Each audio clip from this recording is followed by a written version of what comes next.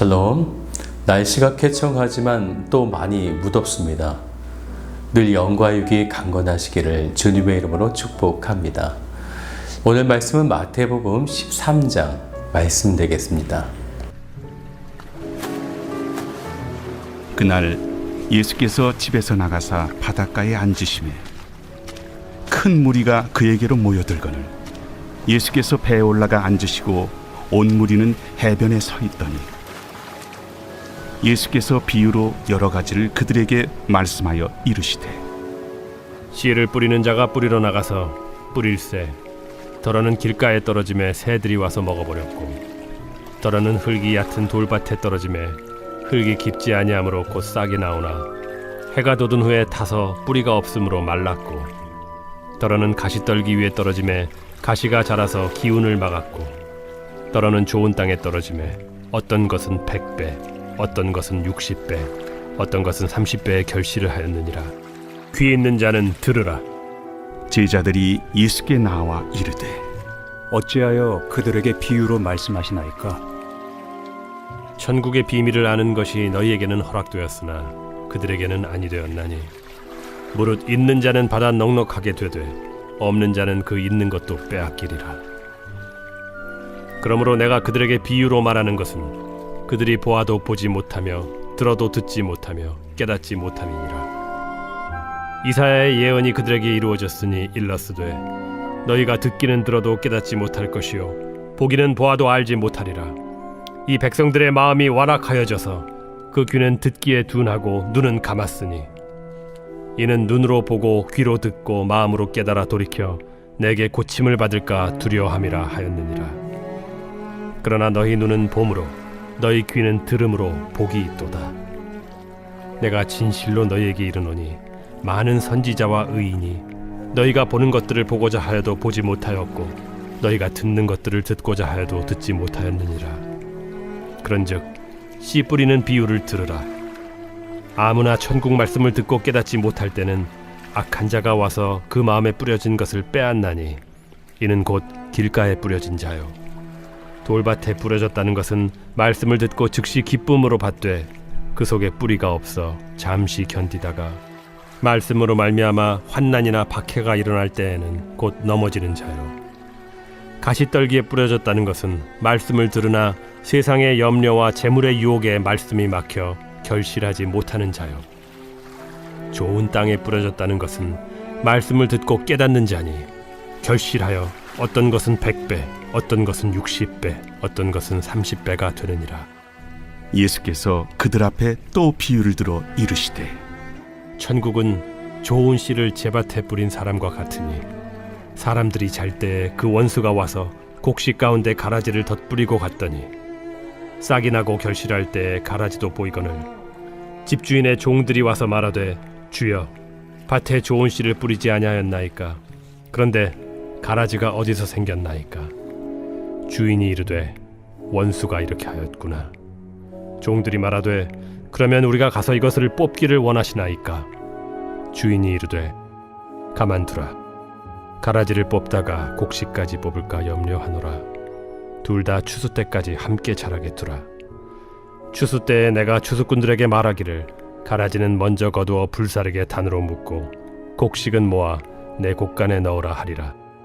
또 비유를 들어 이르시되 천국은 마치 사람이 자기 밭에 갖다 심은 겨자씨 하늘 같으니 이는 모든 씨보다 작은 것이로되 자란 후에는 풀보다 커서 나무가 되매 공중의 새들이 와서 그 가지에 깃들이느니라.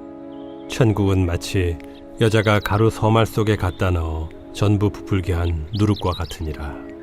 예수께서 이 모든 것을 무리에게 비유로 말씀하시고 비유가 아니면 아무것도 말씀하지 아니하셨으니 이는 선지자를 통하여 말씀하신 바 내가 입을 열어 비유로 말하고 창세부터 감추인 것들을 드러내리라 함을 이루려 하심이라.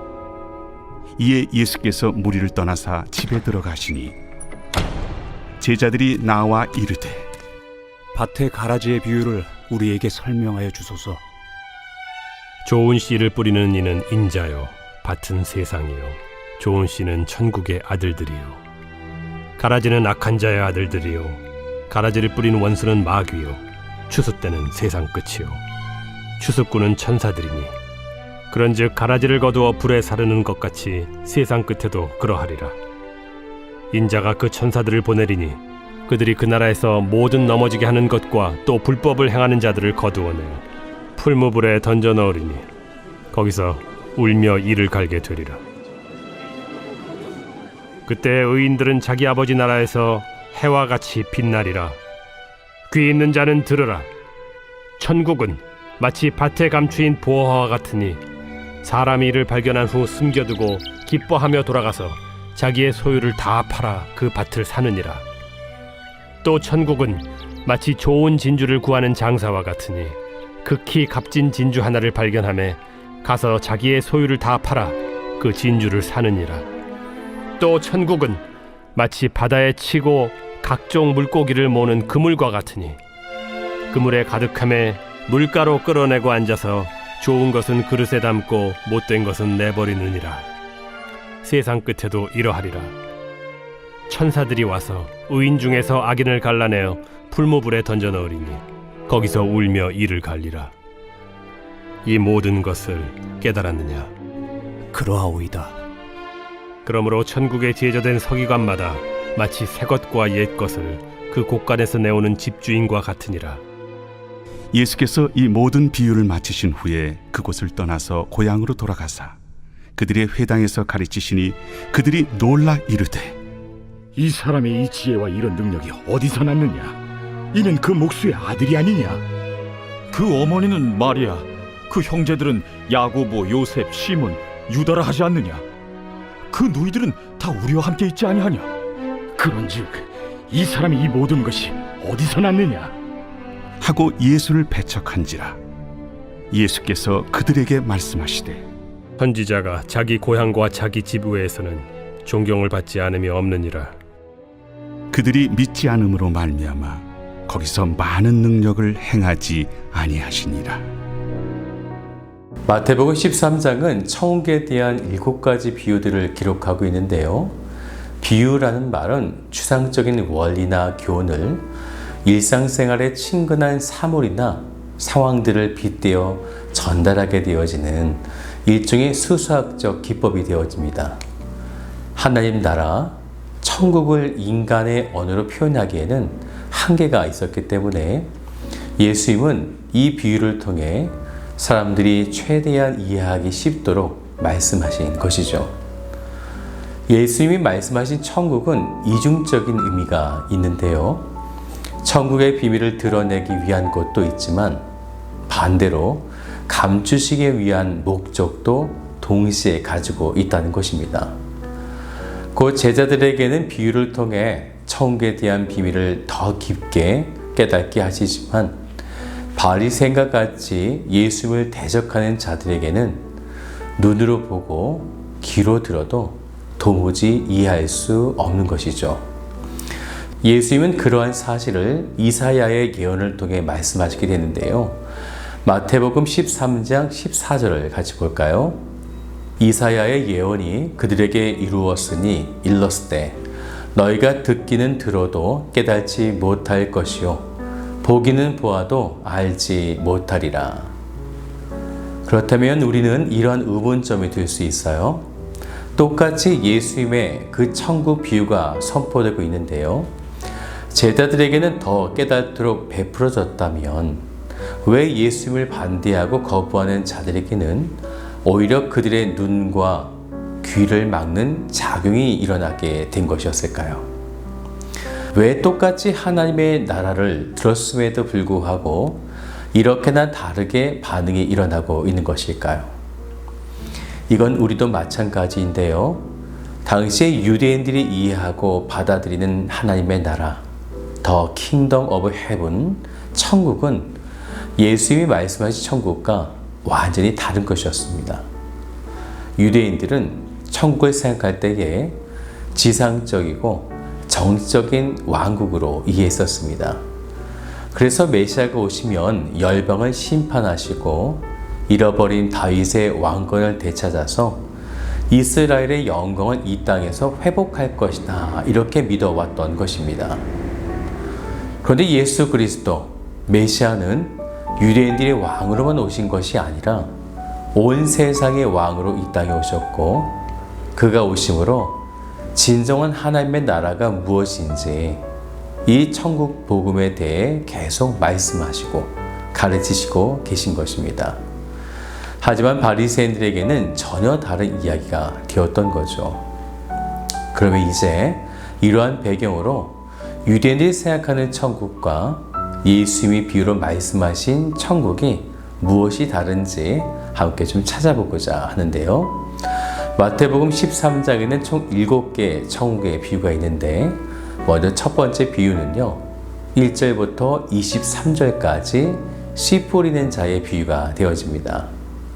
씨 뿌리는 자, 곧 하나님이 말씀을 땅에 떨어지게 하시는데 길가에 떨어지기도 하고요, 돌밭에 떨어지기도 합니다. 그리고 가시떨기, 그리고 좋은 옥토밭에도 떨어지기도 하죠.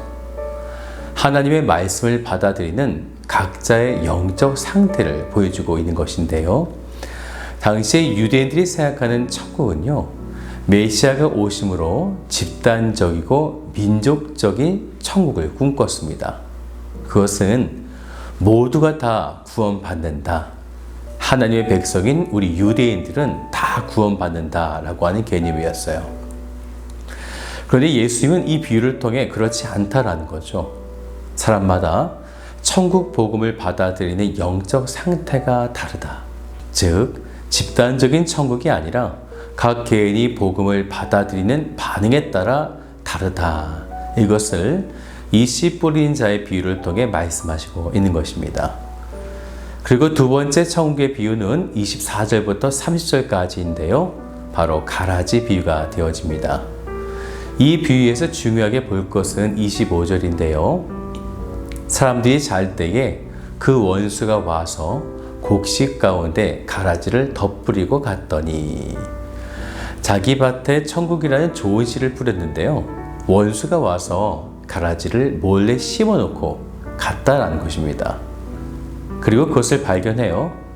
그때 집주인의 종들이 그것을 뽑자라고 이렇게 말하지만 29절 말씀을 같이 볼까요? 주인이 이르되 가만두라, 가라지를 뽑다가 곡식까지 뽑을까 염려하노라 라는 것입니다. 당시 유대인들이 생각하는 천국은 메시아 되시는 왕이 오시면 지금 당장 하나님의 백성들이 왕과 더불어 세상을 통치한다, 이렇게 생각했던 것입니다. 그런데 가라지 비유는 그것이 아니라는 거죠. 지금이 아니라 세상 끝날까지 함께 섞여 있게 될 것이다 라는 것입니다. 이제 세 번째와 네 번째 비유는 31절부터 43절 겨자씨와 누룩 비유를 말씀하시면서 가라지 비유를 제자들에게 좀 더 구체적으로 설명하시는데요. 겨자씨와 누룩의 비유는요, 유대인들에게 천국은 메시아를 통해 하나님의 백성들이 큰 능력과 영광으로 시작될 것이다, 이렇게 생각했었습니다. 그런데 겨자씨와 누룩의 비유는요, 천국은 처음에는 작고 하찮다, 여기에서 출발한다라는 거죠. 하지만 그것이 크고 위대하게 자라나게 된다는 것을 제시하고 있는 것이고요. 이 하나님의 나라는 처음에는 아주 작지만 분명히 있다. 우리 마음에 분명히 예수 그리스도를 통해서 우리 마음 가운데 하나님의 나라가 있다라는 것입니다. 그리고 그것은 반드시 커질 것이다 라는 거죠. 그래서 하나님의 나라를 소유한 백성들은 점점 더 그 풍성함을 누리게 된다라는 거죠. 이제 다섯 번째와 여섯 번째 비유는 감추인 보화와 값비싼 진주에 대한 비유가 되어지는데요. 감추인 보화와 진주를 발견하게 될 때 이것을 얻고자 자신의 소유를, 44절과 46절 보면요, 둘 다 똑같이 다 팔아서 이 보화와 진주를 얻는다, 이렇게 말씀하고 있습니다. 왜 그럴까요? 훨씬 가치가 있기 때문에 그렇습니다. 이 비유 역시 그들이 천국을 바라보는 세계관과 완전히 다른 것인데요. 천국은 하나님의 백성 전체에게 보여지고 나타나는 천국인데 이 비유를 보면요, 감춰져 있다라는 거죠. 그리고 그것을 46절을 보면 발견함에라는 것입니다. 즉 발견한 사람도 있고 발견하지 못한 사람도 있다는 것입니다. 즉 천국을 발견하는 사람도 있고 천국을 발견하지 못하는 사람도 있다. 즉 천국은 집단적으로 들어가는 것이 아니라 개개인이 하나님 나라의 복음을 받아들임을 통해서 그 천국을 소유하게 된다는 것입니다. 이제 마지막 7조의 비유는요, 그물에 대한 비유가 되어지는데 바다에 그물을 쳐서 물고기를 잡으면 좋은 것을 그릇에 담고 못된 것은 내버린다 라고 하는 비유가 되어집니다. 즉 의인과 악인을 49절 말씀을 보면 세상 끝에도 이러하리라. 악인들을 갈라내어 풀무불에 그 세상 마지막에 던져 넣으신다라는 거죠.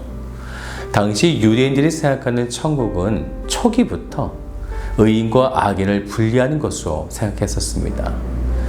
예수님, 곧 메시아가 이 땅에 오심으로 하나님의 나라가 시작되면 이제 그들은 처음부터 의인, 곧 하나님 나라 백성 되어졌기 때문에 자신들은 이제 완성된 하나님의 나라를 누린다 이렇게 생각했던 것인데 우리가 알고 있는 대로 분명 하나님의 나라는 시작되었지만 아직 완성된 하나님의 나라가 아니죠. 그렇기 때문에 의와 불의, 의인과 악인이 함께 혼재하면서 살아가게 되어진다는 것입니다. 언제까지 그렇게 되어질까요? 최후 끝날까지요. 최후 심판 때까지 그렇게 하신다라는 것입니다. 사랑하는 여러분, 이렇게 예수님께서 말씀하신 천국에 대한 7가지 비유의 말씀을 나누게 됐는데 이후에 예수님께서 고향 땅으로 가실 때에요, 사람들은 예수님을 배척하게 됩니다. 이사야의 예언처럼 너희가 듣기는 들어도 깨닫지 못할 것이요 보기는 보아도 알지 못하리라의 말씀처럼 우리 사랑하는 성도님들은 이 천국의 비유의 말씀을 듣고 믿어지게 되시기를, 그리고 깨닫게 되셔서 천국을 사모하고 바라보시는 복된 성도들 되시기를 주님의 이름으로 축복합니다.